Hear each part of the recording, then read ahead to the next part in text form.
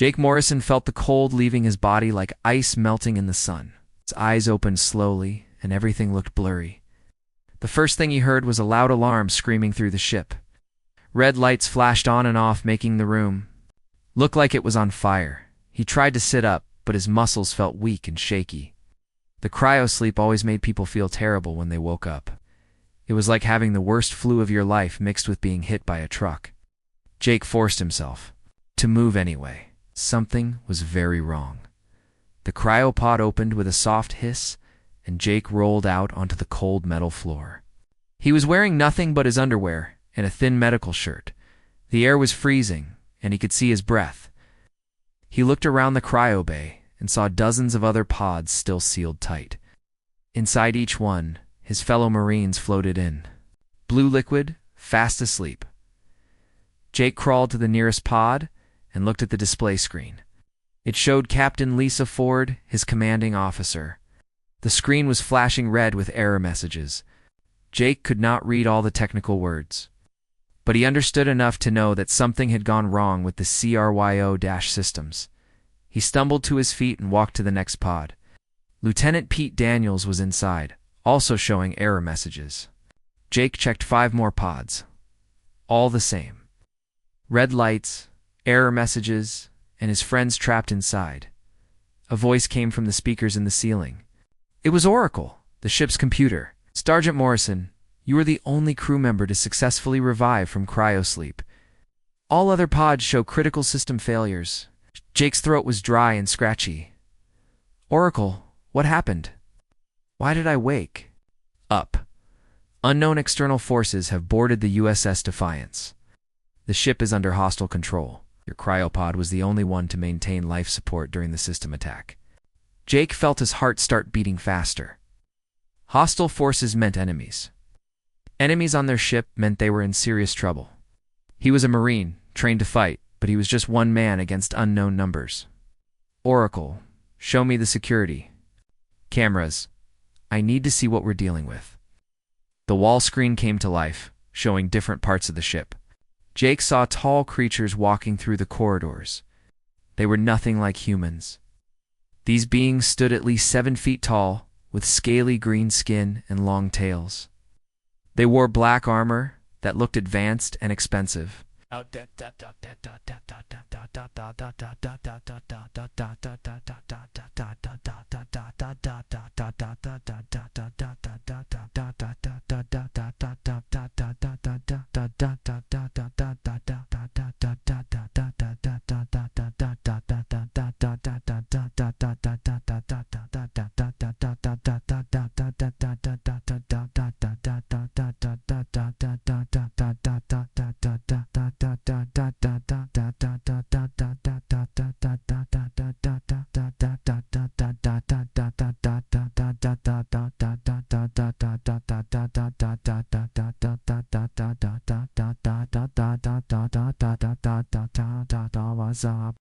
Weapons that glowed with blue energy.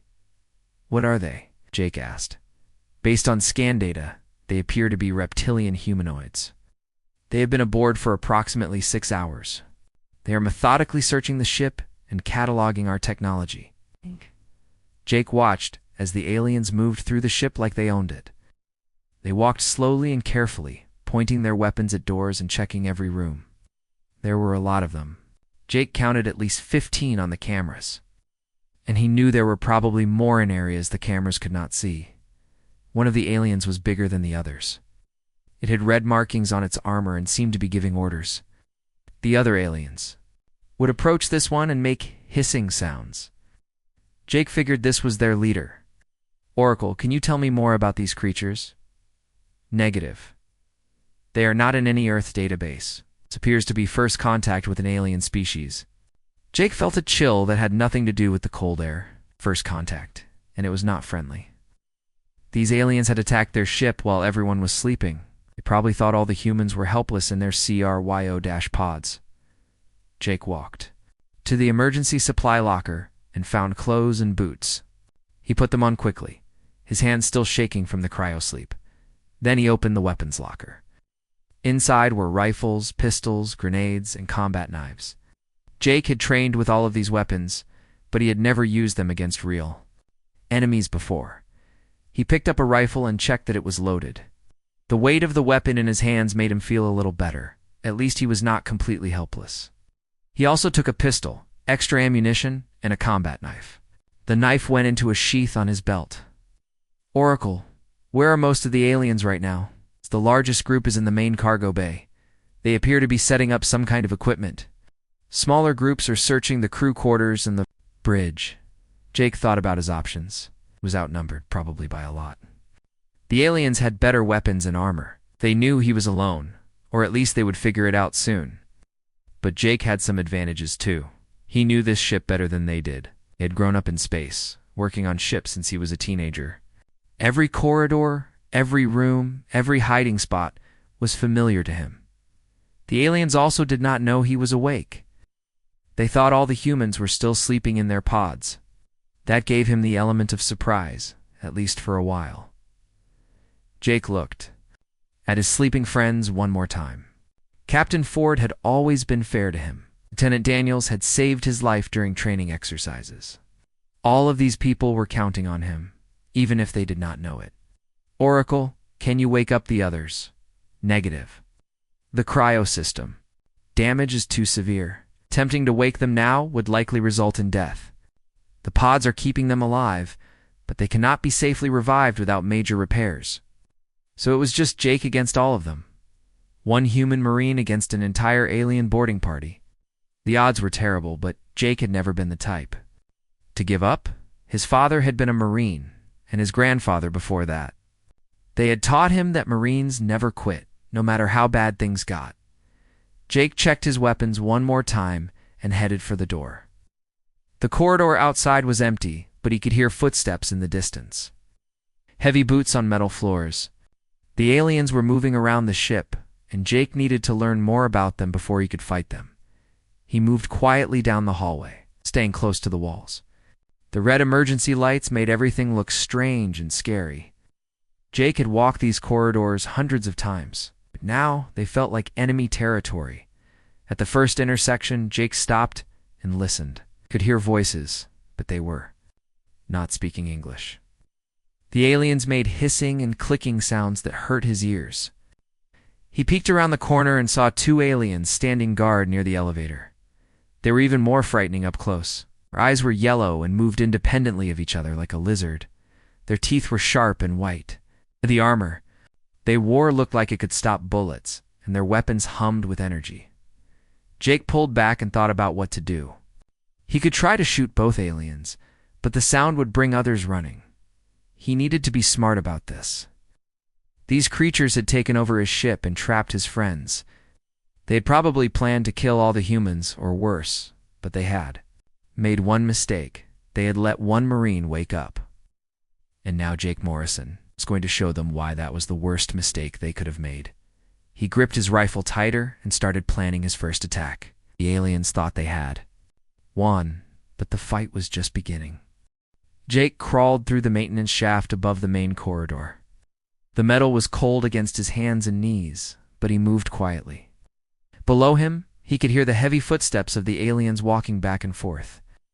They were patrolling the ship like they owned it. He had been watching them for 2 hours now. The aliens moved in groups of 2 or 3, and they talked to each other in their strange hissing language. Jake had learned their patrol patterns. Every 20 minutes, 2 aliens would walk down the main corridor. They always stopped at the same places and checked the same rooms. Jake reached a ventilation grate and looked down. 2 aliens were walking directly below him. Their yellow eyes scanned left and right, but they never looked up. Jake pulled out his combat knife and waited. The first alien passed under the grate. Jake counted to 3, then dropped down silently behind the second one. He wrapped his arm around the creature's neck and drove the knife into its spine. The alien made a soft gurgling sound and went limp. The first alien heard something and turned around. Jake was already moving. He threw his knife, and it hit the creature in the throat. The alien grabbed at its neck, trying to make noise, but only blood came out. It fell to the floor and stopped moving. Jake quickly dragged both bodies into a storage room and locked the door. He took one of their energy weapons and studied it. The weapon was smooth and warm to the touch. There were no buttons or triggers that he could see. Jake pointed it at the wall and thought about firing. Nothing happened. He looked at the alien's hand and saw a small device attached to its wrist. Jake removed the device and put it on his own wrist. Now when he pointed the weapon, it glowed and made a soft humming sound. Jake smiled. The weapon was keyed to the wrist device. 20 minutes later, another patrol came looking for the missing aliens. Jake was waiting for them in the shadows. He used the energy weapon this time. The blue beam cut through the alien's armor like it was made of paper. The creature fell without making a sound. The second alien spun around, trying to find Jake in the darkness. Jake shot it in the chest, and it collapsed next to its partner. 4 aliens down, and they still did not know he existed. Jake moved through the ship like a ghost. He used the maintenance shafts and service tunnels that the aliens did not know about. He learned their patrol routes and their habits. Creatures were disciplined soldiers, but they were also predictable. After his 5th kill, Jake noticed something interesting. The aliens were getting nervous. They started moving in larger groups and checking corners more carefully, but they still had not figured out what was happening to their missing soldiers. Jake decided to have some fun with them. He found the ship's communication system and connected it to the main speakers. Then he started playing recordings from his training days. Old military songs and war chants echoed through the corridors, the sound of human voices singing battle. Songs had an immediate effect on the aliens. They started hissing and clicking more frantically. Some of them began moving faster through the corridors, their weapons raised and ready. Jake watched from his hiding spots as the aliens became more and more agitated. They were hearing the voices of human warriors, but they could not find any humans awake on the ship. It was driving them crazy. The alien leader, the big one with red markings, gathered his remaining soldiers in the main cargo bay. Jake counted them through the security cameras. There were 32 left, down from the original 40+ that had boarded the ship. The leader was making angry hissing sounds and waving his arms. Jake could not understand the words, but the meaning was clear. The leader was telling his soldiers that something was killing them, and they needed to find it. Jake grinned and headed toward the engineering section. He had bigger plans now. The engineering deck was huge, filled with pipes and machinery that kept the ship running. Jake knew this area better than anywhere else because he had worked here during his off-duty hours. The chief engineer, Amy Carter, had taught him how the systems worked. Jake found Amy's hiding spot behind the main reactor housing. She was awake and terrified, holding a wrench like a weapon. When she saw Jake, her eyes filled with tears of relief. "Jake, thank God you're alive. I thought I was the only one left." "How did you get out of Cryo?" Jake asked quietly. "I wasn't in Cryo, yet when they boarded, was doing final system checks. I've been hiding here ever since." Amy's hands were shaking. "There are so many of them, Jake. What are we going to do?" Jake showed her the alien weapons he had collected. "We're going to fight back. But first, I need your help with something." Amy was the best engineer Jake had ever met. She knew every system on the ship and could make them do things the designers never intended. Jake explained his plan, and Amy's fear turned into excitement. "You want to turn the ship itself into a weapon?" she asked. "Exactly. These aliens think they're safe because they have better technology. Let's show them what human creativity can do." Amy began working on the ship's environmental controls. She rerouted power systems and modified the gravity generators. Jake helped where he could, but mostly he kept watch for alien patrols. "Done," Amy said after an hour of work. "I've created dead zones where the gravity will suddenly increase or decrease. I've also set up temperature traps that will either freeze or cook anything in certain corridors." 8. Tested the new systems. With Amy's modifications, he could control parts of the ship like a video game. Gravity could be turned up to crush enemies or turned down to make them float helplessly. Temperature could be adjusted to create fog or ice. "This is brilliant, Amy. Now we can fight them on our terms." The aliens had given up trying to patrol in small groups. They were moving through the ship in one large formation, searching every room systematically. Jake and Amy watched them on the security monitors. "They're scared," Amy observed. "Look how they're sticking together. Jake nodded. Good. Scared enemies make mistakes. The alien formation was approaching the engineering section. Jake and Amy prepared their trap. When the aliens entered the corridor outside engineering, Amy activated the gravity increase. Suddenly, each alien weighed 3 times normal.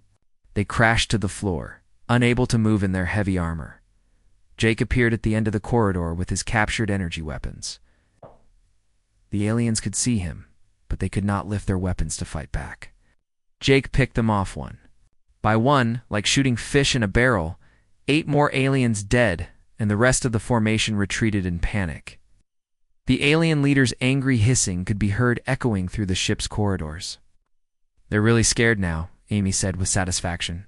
Jake reloaded his weapons and checked the security monitors. The remaining aliens had gathered in the main cargo bay again. They were building some kind of barricade and setting up defensive positions. Looks like they've decided to make a stand, Jake said. What's our next move? Amy asked. Jake smiled grimly. We keep hunting them, but now we do it with style. He activated the ship's communication system again. This time, instead of playing recorded songs, he spoke directly to the aliens. Attention alien invaders. This is Sergeant Jake Morrison of the Earth's Marine Corps. You have made a big mistake boarding this ship. You thought you were fighting helpless humans in cryosleep. Instead, you're fighting Marines. We don't surrender, we don't retreat, and we don't give up. Every one of you is going to die on this ship. The effect was immediate. The aliens in the cargo bay started moving around frantically, checking their weapons and reinforcing their positions. Their leader was screaming orders, but Jake could hear the fear in its voice. Think they got the message? Amy asked. Oh yeah, Jake replied. Now they know they're not fighting sleeping victims. They're fighting human Marines. And that changes everything. The alien leader, war leader, Kethver, stood in the middle of the cargo bay, surrounded by his remaining 24 warriors. His yellow eyes burned with anger and something else that he had never felt before in battle, fear. The humans are awake, he hissed to his soldiers. One of them speaks our language through their communication device. This changes our mission parameters. The other aliens shifted nervously, their armor clanking. They had lost 16 warriors to an enemy they could not see or catch. Every corridor could be a trap. Every shadow could hide death. War leader, spoke his second in command, perhaps we should return to our ship and call for reinforcements. Kethver's head snapped toward the smaller alien. Coward. We are Zephyrian warriors. Do not retreat from primitive mammals. But even as he said it, Kethver wondered if retreat might be the smart choice. Meanwhile, Jake and Amy were planning their next move from the engineering section. Security cameras showed them exactly where the aliens were positioned. Jake had been studying their behavior for hours. They're scared, Jake said, pointing at the screen. Look how they're all bunched together. That's not good military tactics. They're acting like prey animals. Amy was working on another modification to the ship's systems. I'm almost done with the gravity weapon upgrades. Give me 10 more minutes. We might not have 10 minutes, Jake replied. He could see movement on the security feeds. They're splitting up again. Looks like they're going to try a coordinated search. The aliens had indeed decided to hunt more aggressively. Kethver divided his remaining forces into 4 groups of 6 warriors each. They would sweep through the ship section by section. Clearing every room and corridor, Jake watched as the first group headed toward the crew quarters. The second group was moving toward the bridge. The third group stayed in the cargo bay with Kethver. Fourth group was coming straight toward engineering. Amy, we need to move now. Amy grabbed her tools and followed Jake through a maintenance hatch. They crawled through the narrow space between decks while aliens' footsteps thundered above and below them. The first alien group reached the crew quarters and began their search. They were being more careful now, checking every corner and watching each other's backs. But Jake had prepared surprises for them. As the aliens entered the main crew corridor, Amy activated her environmental traps. The temperature dropped to freezing in seconds. Frost formed on the walls and ceiling. The aliens' breath became visible. Their movements slowed as the cold affected their reptilian bodies. Jake appeared at the far end of the corridor wearing thick winter gear from the emergency supplies. The aliens tried to raise their weapons, but their cold fingers were not working properly. Shh, shh. Jake picked them off easily, his energy weapon cutting through the fog created by the temperature change. 6 aliens down. 18 left. The second group had reached the bridge and were trying to access the ship's main computer systems. They did not know that Amy had already locked them out and rerouted all important functions to her portable control unit. Jake reached the bridge through the captain's private access tunnel. He came up behind the aliens while they were focused on the computer screens. His first shot took down 2 aliens who were standing close together. The other spun around, but Jake was already moving. He rolled behind the captain's chair as energy beams sizzled over his head. The aliens spread out, trying to surround him, but Jake had another trick ready. Amy now. Ow! He called into his radio. Amy activated the gravity manipulation system she had been working on. The gravity on the bridge suddenly reversed. Everything that was not bolted down flew toward the ceiling, including for very surprised aliens. Jake, who had strapped himself to the captain's chair, stayed on the floor. He shot the floating aliens as they flailed helplessly in the air. When Amy turned the gravity back to normal, 4 alien bodies crashed to the floor, 10 aliens left. Plus their leader, Kethver, received the bad news through his communicator. 2 of his hunting parties had been wiped out completely. The humans were using their own ship against them, turning the environment into a weapon. This was not how civilized warfare was supposed to work. All units returned to the cargo bay immediately. Kethver ordered. We will fortify our position and wait for rescue. But Jake was not going to let them sit safely in one place. He had learned something important about the aliens during his attacks. They were excellent soldiers when everything went according to plan, but they fell apart when faced with unexpected situations. Jake and Amy made their way to the ship's main power distribution center. Amy began working on the electrical systems, while Jake kept watch. What are you doing now? Jake asked. I'm going to give our scaly friends a light show they'll never forget, Amy replied with a grin. She connected her control unit to the ship's lighting system and began programming a sequence. Then she tied it into the artificial gravity controls and the atmospheric processors. This is going to be fun, she said. Back in the cargo bay, the remaining aliens had built a defensive position using cargo containers and equipment. They had a clear view of all entrances and enough supplies to last for days. Kethver was feeling more confident. Then the lights went out. Emergency lighting kicked in, bathing everything in red. Then that went out too. The cargo bay was completely dark except for the glow from the aliens' weapons and armor. The darkness was not the worst part. Amy's program began cycling the gravity up and down in random patterns. 1 second, everything was normal. The next second, everyone was floating near the ceiling. Then they would crash back down, only to be thrown sideways as the gravity shifted direction. In the chaos, Jake struck. Had night vision goggles from the marine equipment locker, so the darkness did not affect him. He moved through the cargo bay like a shadow, picking off confused and disoriented aliens. The remaining aliens fired their weapons wildly, hitting cargo containers and each other in their panic. Their disciplined formation fell apart as they tried to find cover that kept moving due to the shifting gravity. Jake's energy weapon flashed again and again in the darkness. Each shot meant one less alien.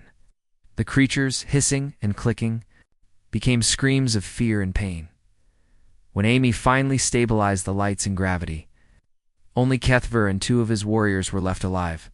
They stood in the middle of the cargo bay, surrounded by the bodies of their comrades. Their weapons were raised, but their hands were shaking.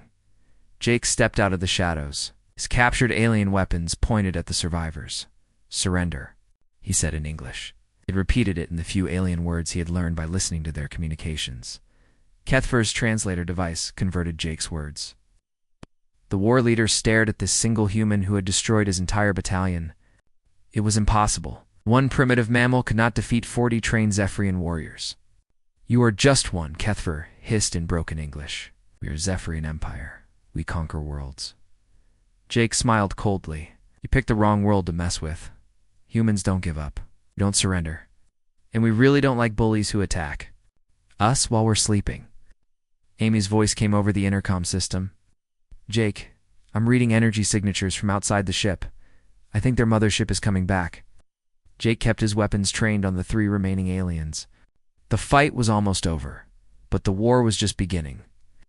The aliens had made the mistake of underestimating humanity. Now they were going to learn why that was always a fatal error. Jake said to Kethfer, looks like you're going to get a chance to see what happens when you make humans really angry. Kethfer stood perfectly still, his yellow eyes locked on Jake's weapons. The 2 remaining Zephyrian warriors flanked their leader, but Jake could see the fear in their body language. They had watched their entire battalion get destroyed by one human and his female companion. Your mothership is coming, Jake said, keeping his energy weapons steady. Are they going to be as easy to kill as your friends here? Kethfer's throat made an angry hissing sound. You know nothing of Zephyrian military power, human. Our battlecruiser carries 500 warriors and enough firepower to destroy this pathetic vessel. Amy's voice crackled through Jake's radio. Jake, I'm picking up massive energy readings. That ship is big, and it's armed with weapons I've never seen before. Jake smiled, but his eyes stayed cold. Good. I was getting bored. The war leader could not understand this human's reaction. Any sane creature would be terrified of facing a Zephyrian battlecruiser. Instead, this Marine seemed excited about the challenge. You are insane, Kethfer said. Even if you kill us, you cannot fight an entire ship. Watch me, Jake replied. Then he spoke into his radio. Amy, how long until their ship gets here? 20 minutes, maybe less. That's enough time. Access their communication system? Already working on it. These aliens use pretty basic encryption. Give me 5 minutes. Jake kept his weapons pointed at the 3 aliens while Amy worked her technical magic. Through the cargo bay windows, he could see stars moving as the USS Defiance drifted in space. Soon, those stars would be blocked by an alien warship full of enemies. But Jake was not worried. He had learned something important during his fight with the boarding party. Zephyrians were good soldiers when everything went according to their plans. But humans were better at adapting when plans went wrong. Got it, Amy announced. I'm into their communication network. I can hear chatter from their incoming ship. Patch me through to them. Amy's fingers flew over her controls. You're connected. They can hear you now. Jake cleared his throat and spoke in his best military voice. Attention, Zephyrian battlecruiser. This is Sergeant Jake Morrison of the Earth's Marine Corps. I have your war leader and his remaining soldiers prisoner aboard this vessel. The response came immediately in harsh, hissing English. Human, you will release our warriors, or we will destroy your ship. No, Jake said simply. Here's what's going to happen instead. You're going to turn around and leave this system. If you don't, I'm going to kill your war leader and send his body back to you in pieces. Silence from the alien ship. Jake could imagine the confusion and anger his words were causing. Kethfer spoke up. You cannot threaten the Zephyrian Empire. We do not negotiate with inferior species. Jake turned to look at the war leader. Inferior? Your entire battalion got wiped out by one inferior human. What does that make you? The alien commander's tail lashed with fury, but he could not argue with the facts. His 40 warriors were dead, and he was standing in a room full of their bodies. The alien ship's commander came back on the radio. Human, our scans show your vessel has minimal defenses. You cannot harm our battlecruiser, Amy Jake said quietly. Show them what minimal defenses look like. Amy had been busy while Jake talked to the aliens. She had activated every defensive system on the USS Defiance and targeted them all at the approaching enemy ship.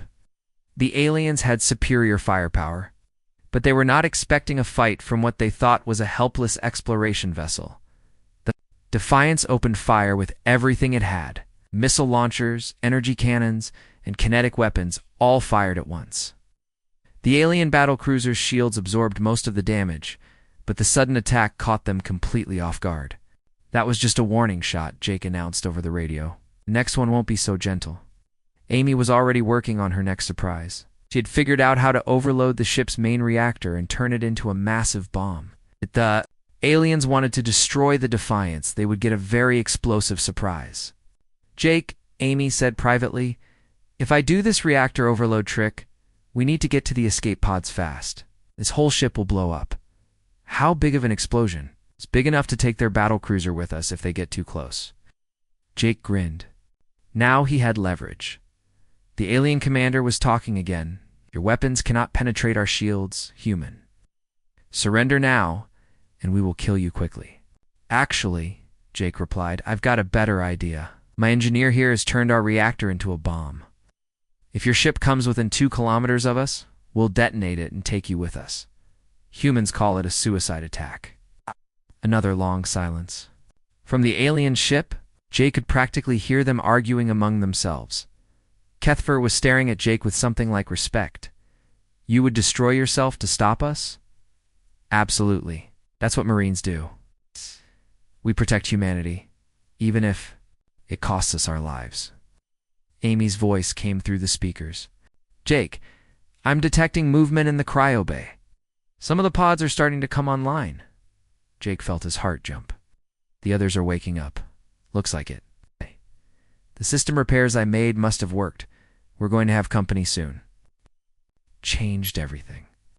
Jake was no longer fighting alone to protect sleeping friends. Soon, he would have a crew of trained Marines and spacers to help him. The alien commander seemed to sense that something had changed. Human, our sensors detect increased activity on your vessel.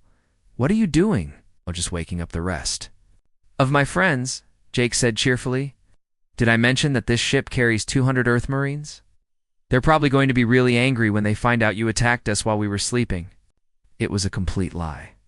The Defiance only carried 50 crew members, and most of them were not Marines. But the aliens did not know that Kethfer's eyes went wide.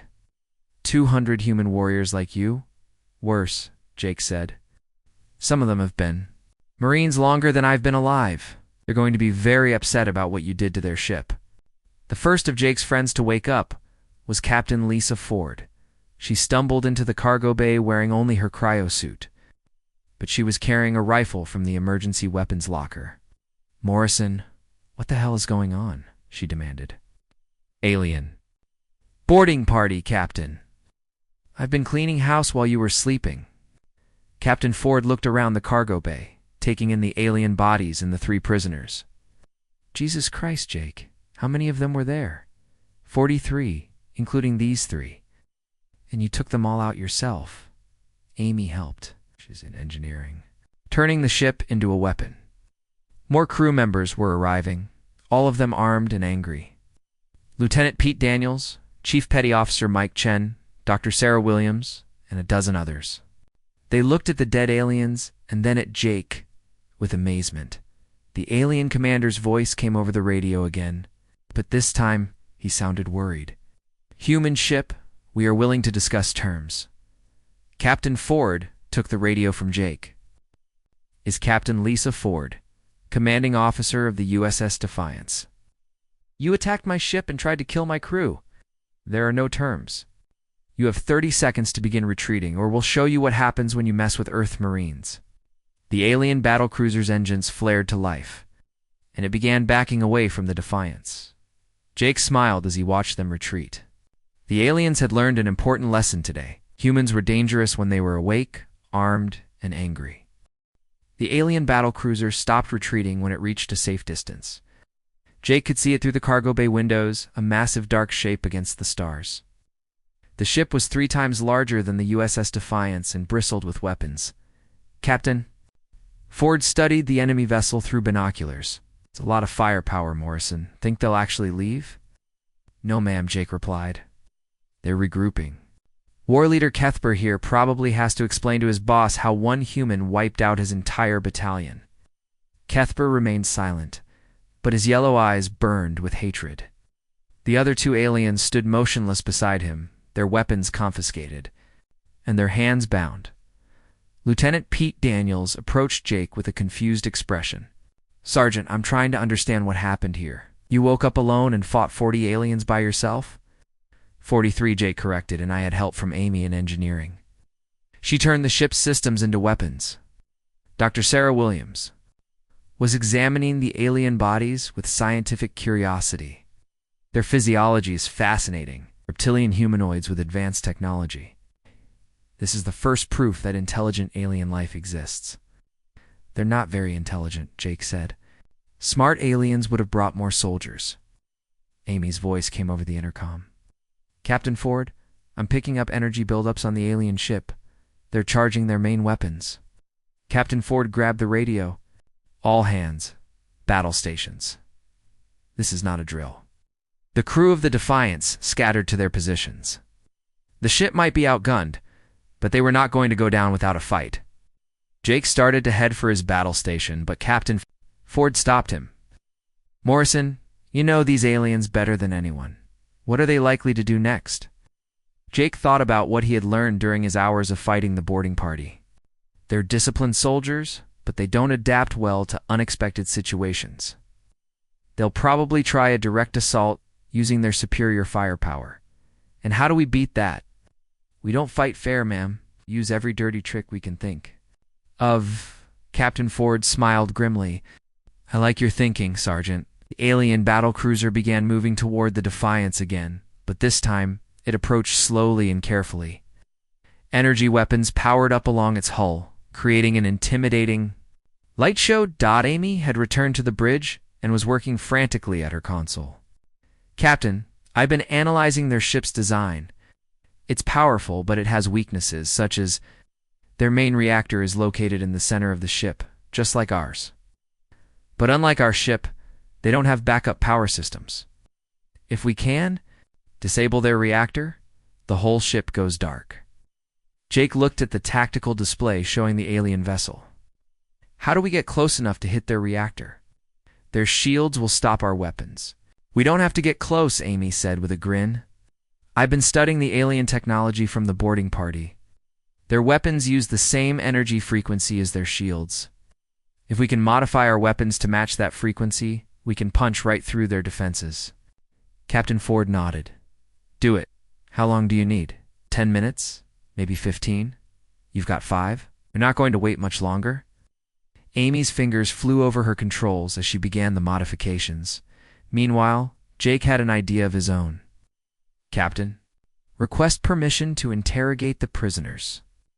They might have useful information, granted, but make it quick. Jake approached Kethfer, who was still standing in the middle of the cargo bay surrounded by his dead soldiers. The war leader looked up as Jake came near. Your ship is doomed, human. Battlecruiser carries enough firepower to destroy a small moon. Maybe, Jake said. But your friends on that ship are about to make the same mistake you did. They're underestimating humans. We will not underestimate you again. Jake smiled. Too late. You already lost the moment you decided to attack sleeping humans instead of talking to us. You could have made contact peacefully, but you chose war. Now you get to see why that was a bad idea. Kethver's tail twitched nervously. What do you mean? You think Earth only sent one exploration ship out here? We've got a whole fleet spread across this sector, and they find out what you did to us? They're going to come looking for revenge. It was another lie, but Kethver did not know that. The USS Defiance was alone in this system, with no backup coming. You lie, the alien said, but Jake could hear uncertainty in his voice. Do I? You want to bet your entire empire on it? Before Kethver could answer, the alien battlecruiser opened fire. Energy beams and missiles streaked toward the Defiance. Captain Ford ordered evasive maneuvers, and the ship shook as near misses exploded around them. Amy, please tell me you're ready, Captain Ford called out. Almost there, Captain. Just need 30 more seconds. The alien ship fired again, and this time one of their energy beams grazed the Defiance's hull. Alarms blared. As sections of the ship lost power, hull breach on Deck 7, someone reported. Damage control teams responding. Amy's modifications were complete. Weapons are ready, Captain. We've got one shot at this before they figure out what we did. Target their reactor and fire everything we have. The Defiance's weapons fired in unison, but now the energy beams cut through the alien shields like they were not there. The modified weapons struck the battlecruiser's reactor core dead center. For a moment, nothing happened. Then the massive alien ship went completely dark. All lights, all weapons, all power systems shut down instantly. The battlecruiser drifted, helplessly in space. Direct hit on their reactor, Amy reported with satisfaction. They're dead in the water. Jake felt a surge of pride. The crew of the Defiance had just defeated a ship 10 times their size using nothing but human ingenuity and determination, but they were not done yet. Captain Ford ordered a boarding party to secure the alien vessel and gather intelligence. Jake volunteered to lead the team, along with Lieutenant Daniels and a squad of Marines. The alien battle cruiser was a maze of dark corridors and strange technology. The surviving aliens were trapped in their own ship without power, unable to fight back effectively. Jake's team moved through the vessel systematically, securing prisoners and collecting data. In the alien command center, Jake found something that made his blood run cold. Star charts showing the location of Earth and dozens of human colonies. Battle plans for a massive invasion fleet. Orders to capture humans for slave labor. Captain Jake radioed back to the Defiance. You need to see this. These aliens weren't just exploring. They were planning to invade Earth. When Captain Ford saw the intelligence data, her face went pale. There are more ships coming. Hundreds. Of them, Amy had been working on the alien communication systems. Captain, I can send a warning to Earth using their faster-than-light transmitters. Our people need to know what's coming. Do it. Send everything we've found. As Amy transmitted the warning to Earth, Jake stood on the bridge of the captured alien vessel and looked out at the stars. Somewhere out there, a massive enemy fleet was heading toward humanity's home world. But thanks to his actions today, Earth would be ready for them. The Zephyrian Empire had made one crucial mistake. They had attacked humans while they were sleeping, thinking it would be an easy victory. Instead, they had woken up warriors who refused to surrender. War leader Kethfer sat in a detention cell, staring at the walls. His empire had lost a battle cruiser and gained a dangerous enemy. All because one human marine refused to stay asleep while aliens tried to conquer his people. Jake Morrison had started this fight alone against impossible odds. Now Earth would finish it with the full might of humanity's military forces. Aliens had wanted a war with sleeping humans. Instead, they got a war with human marines, and Marines never quit.